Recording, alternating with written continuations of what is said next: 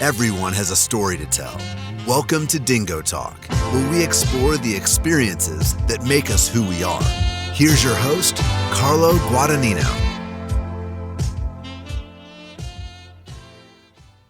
What's going on, Chuckleheads? I am Carlo Guadagnino. This is DingoTalk. My guest this week is Ed Raby Jr., the head football coach of SUNY Morrisville of the Empire 8, as we're staying in the Empire 8 this week. We're going to talk to Coach about the ECAC Bowl appearance this year, this previous season, with a 7-4 record, 3-3 in the Empire 8, as well as how he made it to this position as quickly as he did. He was named the interim head coach in the spring of 2020/2021, and then, was given the title. So we're going to talk to him about that, among other things. If you're listening to us on Spotify, Apple Podcasts, iHeartRadio, or wherever else you get your podcast, we really appreciate it. Please make sure to hit the little bell so you don't miss out on any of the new episodes. If you're watching us on YouTube, I appreciate it.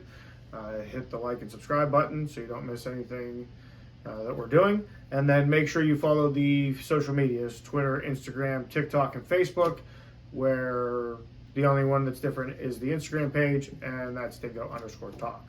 So without further ado, this is Coach Raby. What's going on, Chuckleheads? I am Carlo Guadagnino. This is DingoTalk. My guest this week is Coach Ed Raby Jr. of SUNY Morrisville. Coach, thank you for taking time to see us. Thanks, Carlo, for having me on your show. Well, I'm glad that we could make it happen this time, even though we're both battling this allergy kick. Yep. So we're going to do this the same way we do every week, Coach. I'm going to take you back to 2008, and we're going to figure out why Alma was where you decided to go and how we got to where we are today. So why was Alma where you chose to pursue your college career? Well, at the time I was playing high school football at Reed City High School. My head coach, Coach Monty Price, was actually an Alma grad. He played 1 year, I believe, of football there, but he was an Alma grad. And then one of the assistants, Clayton Sims, who happens to be one of the better players in Alma history, was on the staff as well. So basically what happened was, my coach asked me, were you interested in college football? At the time, I wasn't really sure I could play college football. That was kind of news to me. And Alma was one of the schools they kind of pushed on me, not necessarily forced me. I went to a couple different visits. I visited Hope College in Michigan as well. Mm-hmm. Entertained Albion College, but ultimately I went to several games at Alma and just felt connected there. And Coach Cole, he was just to me, just a great guy, nice guy. So it was close to home, and I wanted to play college football. So that was kind of it for me. I enjoyed it right from the start, and decided pretty early that I was going to go to Alma. Now, why business? Why was business where you decided to get your degree in? Well, that's a longer story. I actually went in for exercise science initially, with the intention to potentially be a teacher or a PE teacher or get into some medical field. But after my first bio exam, I think I got like a 36. That was the end of that. I realized that probably wasn't going to be for me. I was looking to be somewhere involved with people, so I knew business would kind of give a broad range there. I, for a short period of time, thought about teaching, but at the end of the day, I just kind of stuck with business. I really enjoyed it, and that's kind of how I got the business degree. Now, after your four years at Alma, the football bug obviously still had you a little bit. You move on to Alfred. Why was that where you decided to go get your master's? Was that a product of a GA spot came open and let's do both of them at the same time? I mean, I didn't really know what I wanted to do. I knew I wanted to coach in some capacity. Wasn't sure if it was going to be high school or college. Mm-hmm. And so I was applying to everything. My Coach Cole actually retired after my senior year. And so Alma was getting a new head coach. I helped out in the spring and basically just applied to every job you could think of, like most coaches. And I can remember Bob Rankle, who's the head coach there now. He was the OC at the time.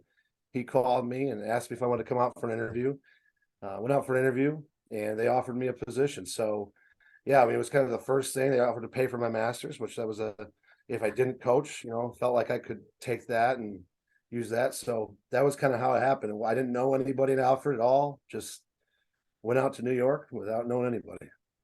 Now, what did you major? What did you? I guess what did you get your master's in? Business Okay. administration. Yep. Now, was business always, as you kind of went through it, you got your BS in there, and then you got your master's in it. Was business something you were looking at as okay, well, if coaching doesn't go, at least I've built these connections and whatnot, and I can use this to whatever the next career might have been.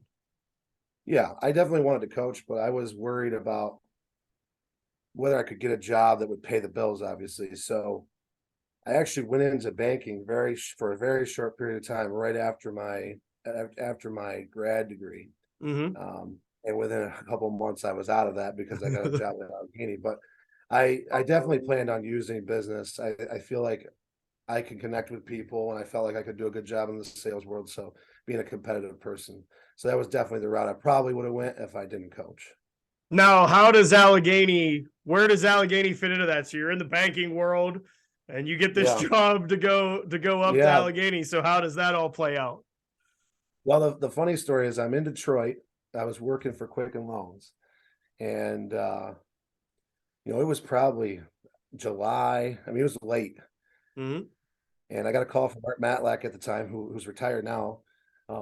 Went out for an interview. They offered me the job a few days later.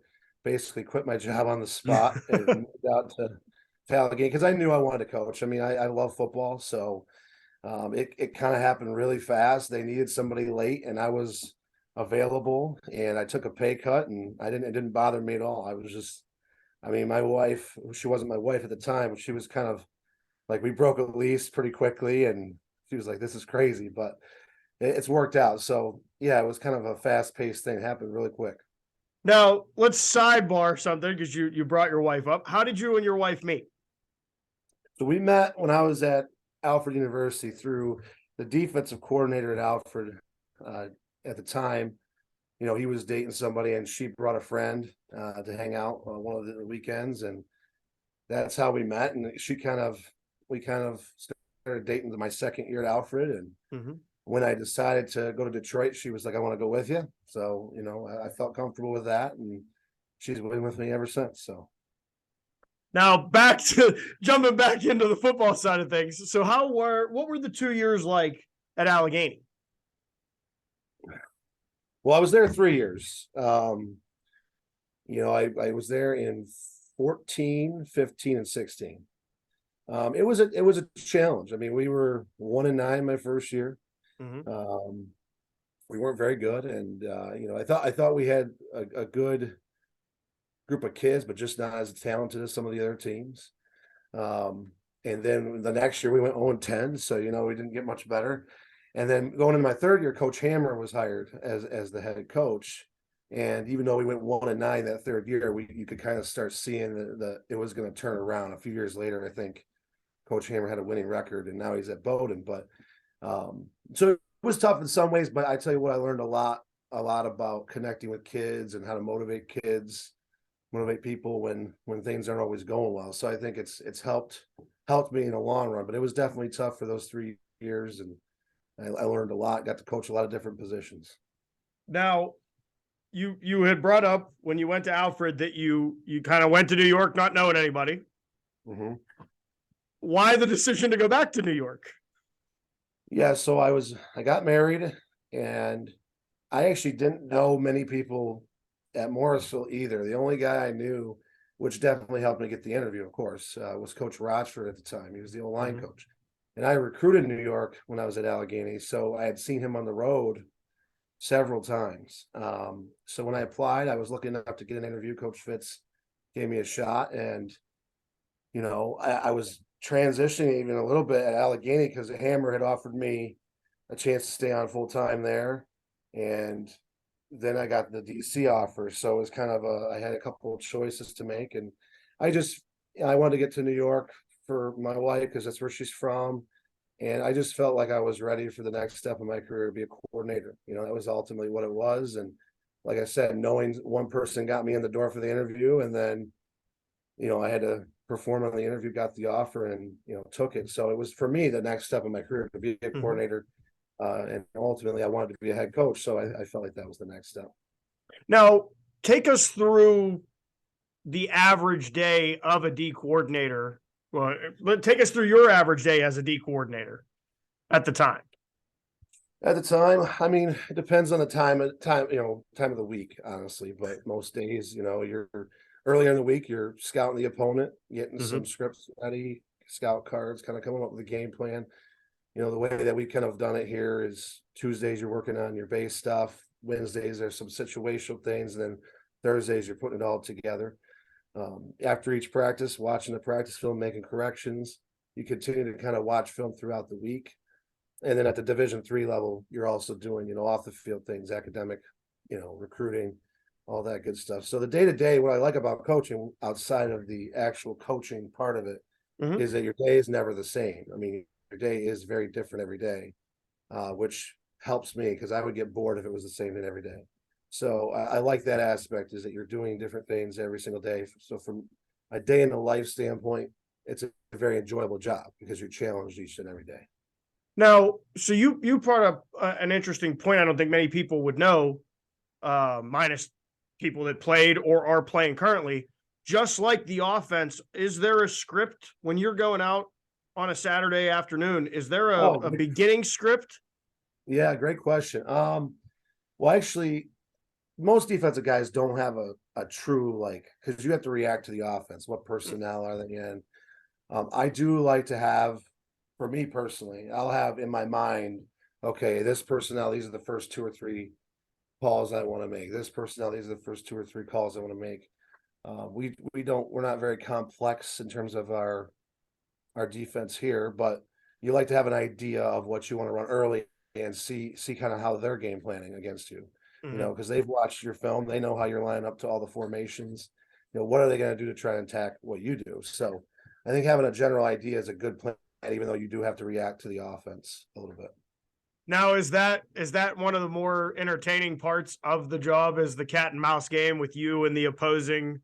Like when you're the D coordinator up in the booth and you got the opposing OC down on the other end, it's kind of like, I got you on that one, guy. Yeah, for me it is. I mean, I there's a lot of things about coaching I like, but I still I talk to the coaches about all the time, like game planning to me, and then going out on a Saturday and making the play calls in the heat of the moment, being competitive, just that's a very exciting part of the job, because the other person on the other sideline, has prepared just as much as you, and so it's always a lot of fun. And then obviously in the coaching world, how well did you prepare your players is really what it comes down to. It's not so much how much the coordinator knows, because most coordinators probably know everything. They can call out what they're running before the play even happens, right? Yeah. But do you do a good job of teaching and preparing the players? That's kind of the game within the game throughout the week. Who can do that the best? Now, let's talk, before we get into the progression through your time so far at Morrisville, let's talk about the conference a little bit. What is it about? And let me make sure I have this right. It's the Empire 8. Yep. What makes the Empire 8 the Empire 8? What is it about the conference? Well, I mean, I think the Empire 8 is one of the best conferences in the country. I mean, we've been rated up there pretty much every year. When you watch D3football.com, we've had several years where we had 2 teams in the playoffs, multiple teams to the quarterfinals, that kind of stuff. I think a big part of it in New York is, we don't have a ton of Division II football in New York. So what ends up happening, especially for the SUNY schools, when you can get a low cost education, right, is you get some kids that don't want to necessarily travel to the PSAC, or go to New England to play Division II football, especially when the scholarships can be, not necessarily, depends on what the school is offering you, right? So what ends up happening is, I think the Liberty League and the Empire 8, which are both very good leagues, tend to get some players that maybe that would be playing Division II football in other states. Where I'm from in Michigan, there's a ton of D2 football, and the D3 teams, they're kind of collecting the guys afterwards. Here in New York, you get a little bit of that, but there's a lot of guys that want to stay home, want to stay close to home and play football, and so I think that helps our league get some talented players, particularly on the O line and the D line, you see in our leagues are a little bit bigger than what you see in some of the other Division III leagues. So yeah, it's a great league. I mean, every week you got to bring your A game. If you don't bring your A game, I know every league says that, but it's very true. Right? I mean, there was a year back when I was at Alfred where Frostburg, who was in the Empire 8 at the time, was the last place team, and they beat Ithaca, who would finish in first place. And obviously the Empire 8 was different back then, but it's the same type of thing. Every week you have to come ready to play or you can lose. Now, it's interesting you brought that up because we've had the OAC and the PAC so far on the program. The OAC has dubbed itself the SEC of Division III.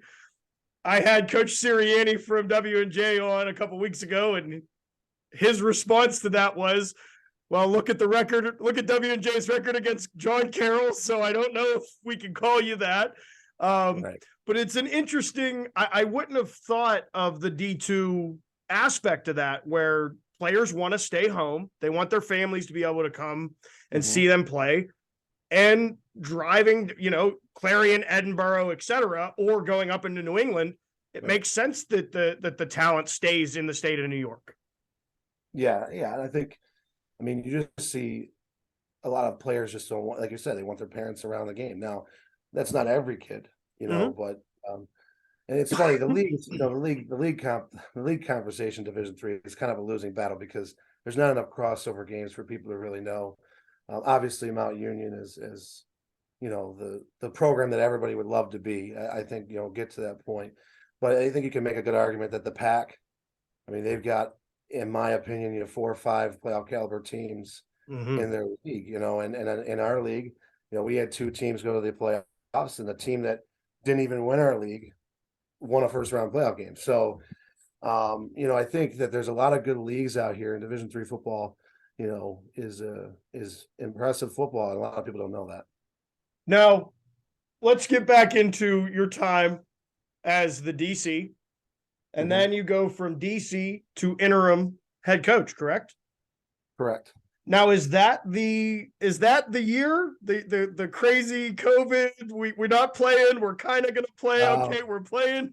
Yeah. So it was a hectic. I mean, talk about a whirlwind. I mean, Coach Fitz took the job at Cortland in February of 2020, which I got the chance to be the interim head coach. I was excited for the opportunity, and then within a month, we're closing down for COVID, and because of the timeline, it was weird because we were losing, Coach Roch was going over to Portland. There was a lot of staff turnover because of the whole switch. I was able to hire our OC, Matt Rogers, right before, but ultimately it ended up being me and Coach Rogers. We only had 2 coaches for a whole, over a year, it felt like. So the timing was hectic. COVID was crazy. We didn't play a spring. We had 2 teams in our league that played a spring game, but like the OAC did a spring season. We did not. We're in New York, so you get a little bit more strict rules. Yeah, it was hectic. It was definitely not what you picture your first year as a head coach being, that's for sure. Now, what was the following year once you've got a year under your belt? COVID is now kind of in the rearview mirror. We're back on the football field. What is that first year of being back like for you? Well, there was a lot of aspects of it that you're just excited to be playing. I mean, I remember thinking to myself how appreciative I was of football. I mean, what COVID forced us to do, all of us to do, right, is to sort of realize how much we appreciate the things we have in life. And I think just getting back to training camp was I mean, some people dread training camp. I know most coaches love training camp.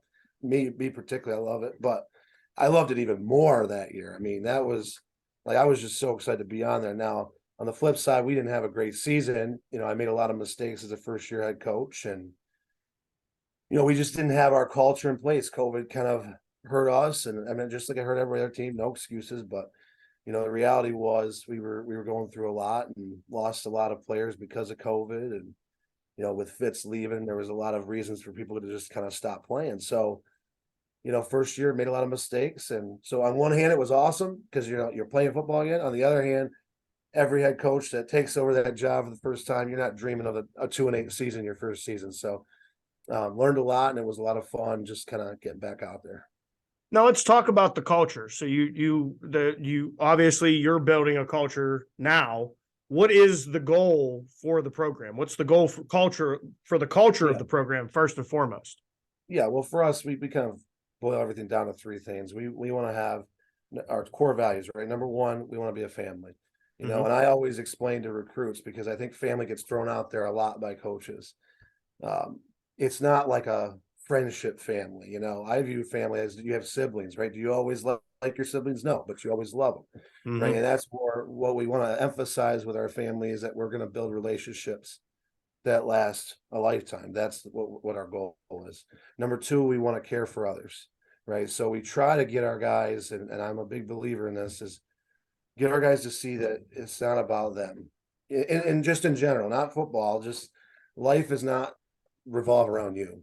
Yeah. And a lot of young people and a lot of humans and Americans especially, like, we're not very good at being selfless. So we want to spend a lot of time as a program building selfless people, right? And then number three, we want to strive for success, which, you know, again, I try to get the guys, and we try to get the guys focused on being successful at everything they do, right? So if they commit to a job in the summer, are you the best employee that person has, right? Whatever you do, you should be trying to be the best at it, right? And so we kind of focus on those three things. Every decision we make as a program boils down to, do they establish our core values, right? It gives us a direction. And I think once we were able to settle in, we've been really good. I'm very happy with where our culture is as a team right now. I think we've got a great group of guys that have bought into those core values, and they're getting better every day.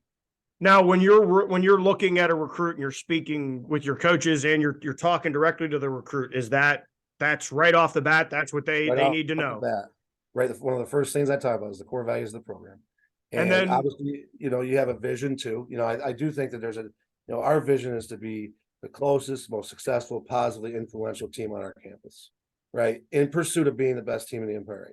But winning, I've just learned, as all coaches have, winning is a byproduct of a positive culture. Yeah. You don't talk about winning first and then it comes, right? You have to have a positive culture, and then the winning comes. So I think getting people bought into that is important. But we talk about to the recruits about the same thing we talk to our players about right off the bat. And then when you're looking, obviously the simple answer to the question is you're looking for a guy that can play ball and falls into those three. He falls into those three categories. Is there anything else that you're looking for in a prospective student athlete? Yeah. And it's interesting you say that, because you have to love football.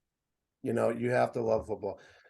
These guys, you know, I'm big into history. George Washington had a volunteer army, and he dealt with a lot of challenges with that. So in Division III, Mark Macklack at Allegheny used to say, guys, it's a volunteer army, it's militia, right? You have to be able to, it's a different motivation thing, right? So somebody that loves football will do that. They'll self-discipline themselves. And I think that that's extremely important. As far as the core values go, like, we don't expect perfection. I think that's where I'm a little bit different than some other head coaches. You know, a lot of guys will say, well, we're looking for guys with high character. We are too, but no 18-year-old is perfect, right? So we try to get the guys to understand that we're here to help you grow. We don't expect perfection when we recruit you. We expect you to improve. And that, I think that's a really big difference in terms of how we articulate what we're looking for. Now, this past year, you're 7-4, 3-3 in the Empire 8, and you made an ECAC bowl appearance. What was that? Was that a stepping stone for this upcoming season? And how do you kind of roll that success into this upcoming season? Well, I think to first make clear, the program's had a solid foundation since Coach Fitz. The 2-8 season was kind of a product of a lot of different things, right? So we had some older guys on our team this year that knew what it took to win, you know, and get to a bowl game and all those things. So their leadership was instrumental in getting the thing turned right again. Now I think, you know, for us, like 7 wins, we've only been around Division III football since 2006, I believe. So 7 wins is the second most wins in program history for a season. So definitely our goal is to take the next step. I mean, we had 3 of our 4 losses were in the last 2 minutes of the game, essentially. So we were within striking distance of 10-1. There's only one team that like in some ways you could say only one team that beat us, like actually beat us, right? We beat ourselves in a lot of the other games. We had some mistakes at the ends of games, some things out of our control. And I think so our guys are hungry. I mean, our guys see that we are right there. And we always talk about in our league, though, every game is going to be close, right? So, the little details matter. Our guys are really motivated to kind of hopefully springboard, take the 7-4 and springboard it into something greater. Now, with that being said, and I'm going to ask you what we covered what the goals are for next year. That's to step up and move into that next win level or whatever the players feel would be that next step. What's the importance of Division III in your opinion, overall as the division? Well, I think it's important to have some purity, I guess you could say. I don't know if I love that word, but Division III allows you to play football for the love of it. I mean, I think everyone notices the Division I, transfer portal, NLI, whatever it may be. There's guys that love football at those levels, but there's a lot of external factors that can influence a person. I think a lot of Division III, what's important about it is that we have kids that are making themselves, that they're volunteering themselves to be committed and prove to people that Generation Z, which every generation gets their, like, everyone wants to say the next generation is the worst, right? But all of Division III athletes, not just football, these are athletes that are voluntarily committing to a lot of work, right? To play a sport. And the sport's going to teach them a lot of things that I think you could argue they teach them better things than some of what they learn in the classroom, right? Because again, sports is one of the few things left where coaches, you have to be on time, you're held accountable, right? You have to be able to sit in a room with a person you disagree with and be able to achieve a common goal, right? So I think that's where the importance of Division III comes in, is you have people voluntarily doing that, not necessarily having a scholarship that they're playing for, right? There's something they're getting out of it, right? These kids are getting what they put out of it, right? What their input is what their output. So I think that's the importance of Division III. And then you brought up the transfer portal and NIL. Is that as prevalent in Division III as it is in the other levels? Not that I've noticed. I mean, there's some NIL stuff out there, but not a ton.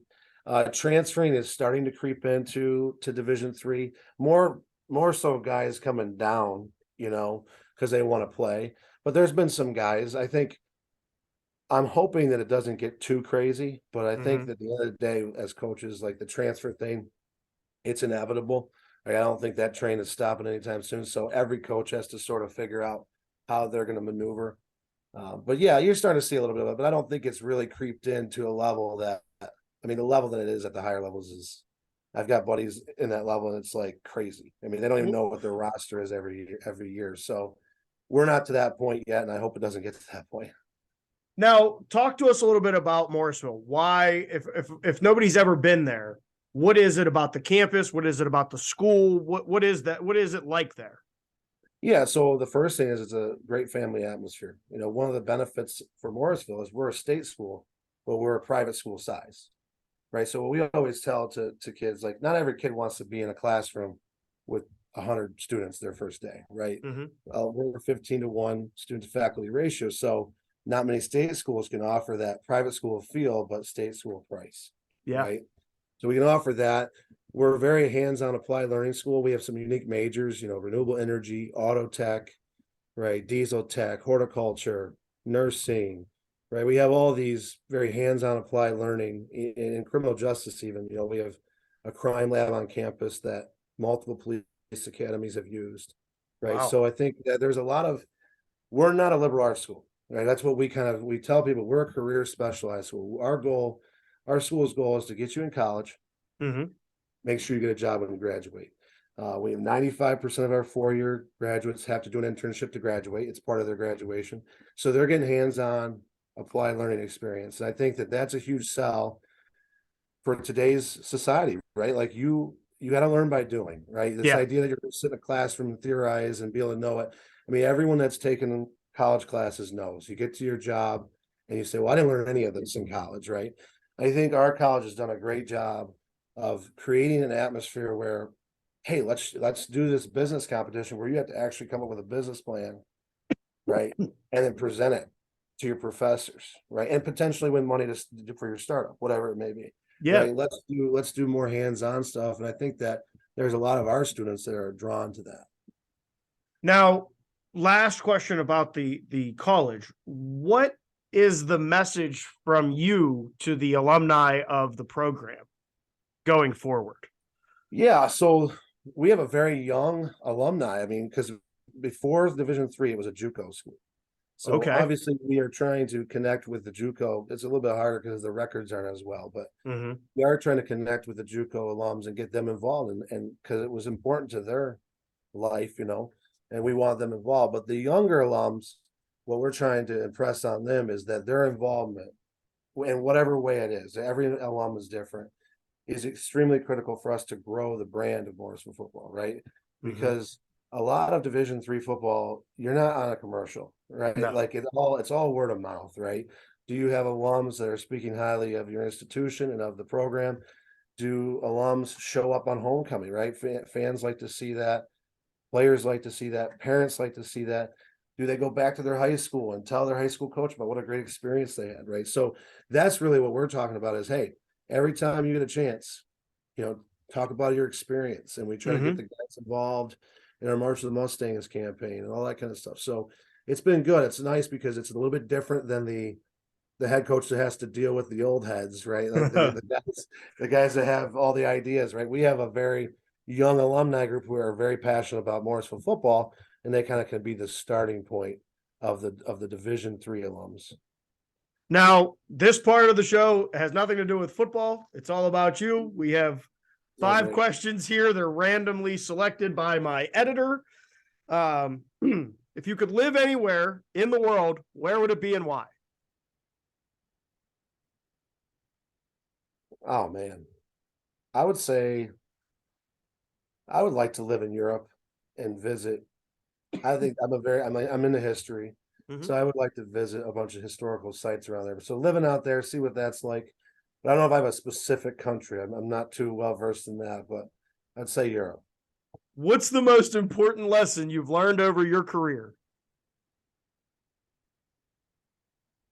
That consistency leads to success. Doing the small things over and over again, being simple leads to success. If you weren't coaching, what would you be doing and why? Well, I think that's a 2-part question. If I was to go back and say I'm not going to coach, I would want to be a history professor, right? Okay. But if I was to go back and I already had the business degree, right, I would probably be working in banking, most likely, and living somewhere on the beach, hopefully. All right, now this is a 2-parter. Best compliment you've ever received?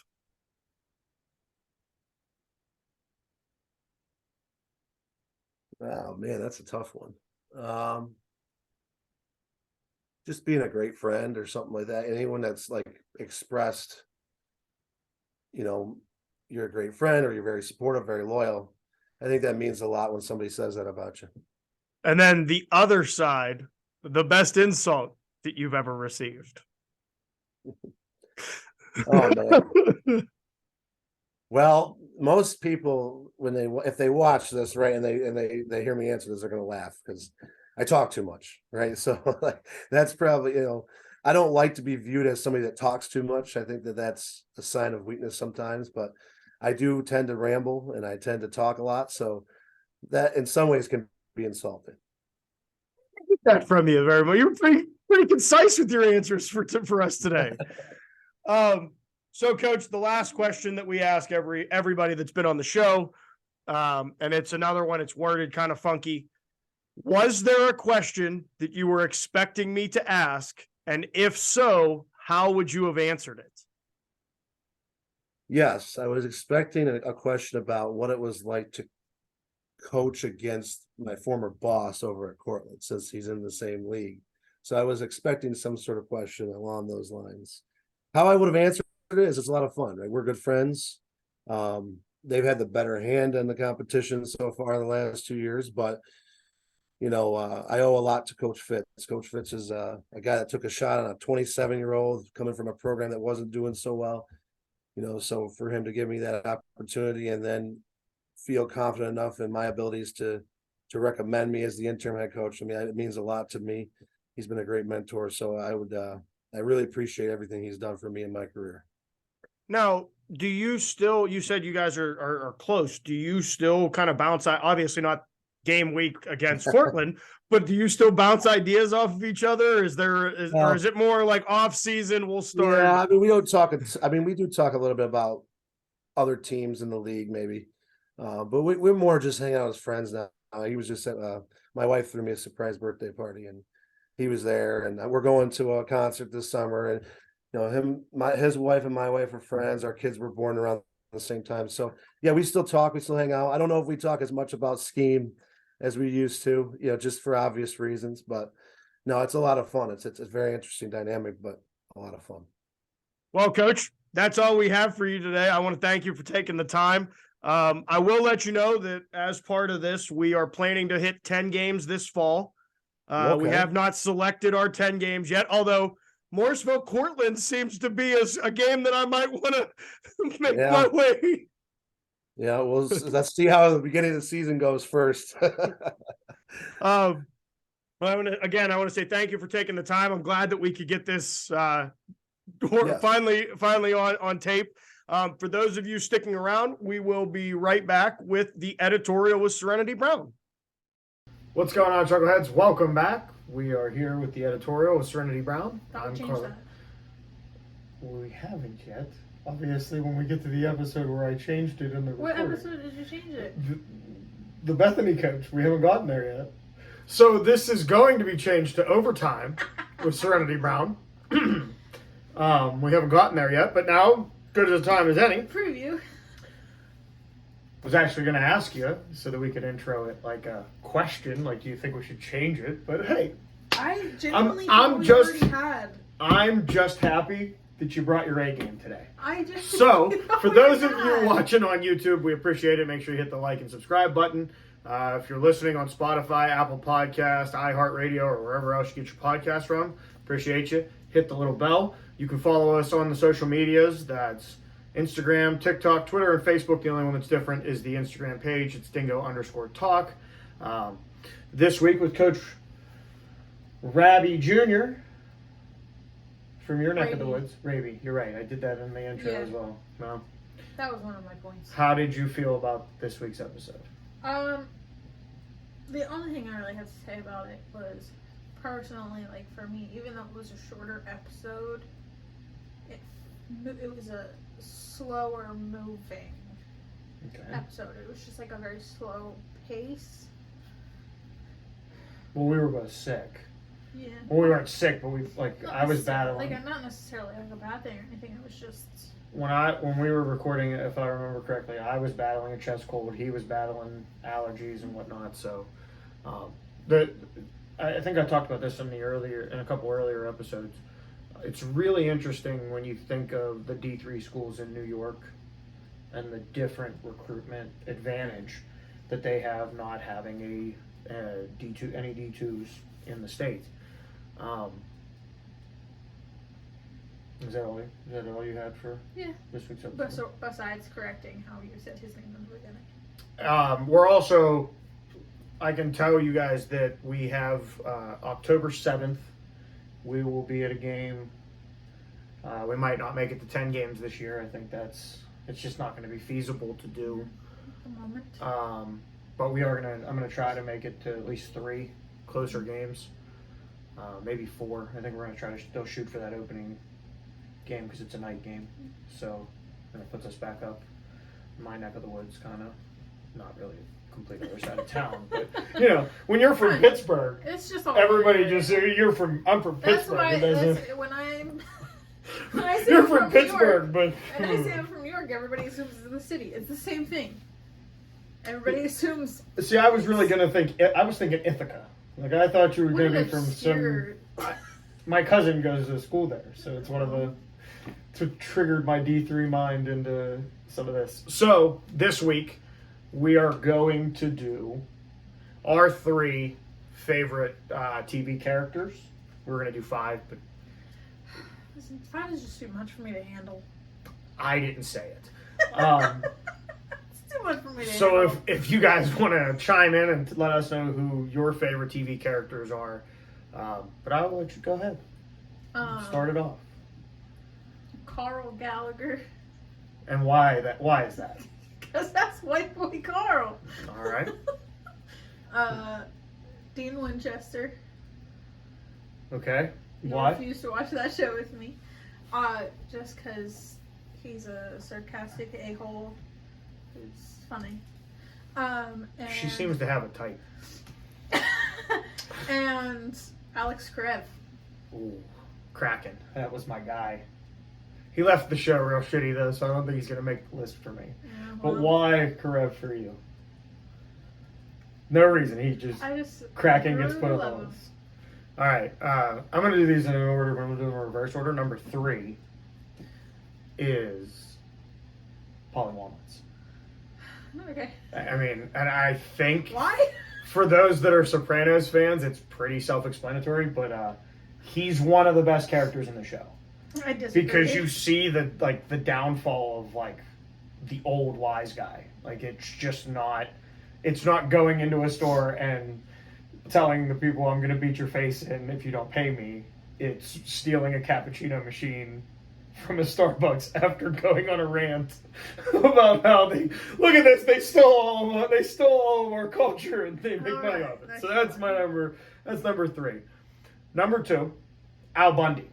Again, doesn't need to be explained. It's Al freaking Bundy. You see how I edited myself there, just in case we end up on a website again.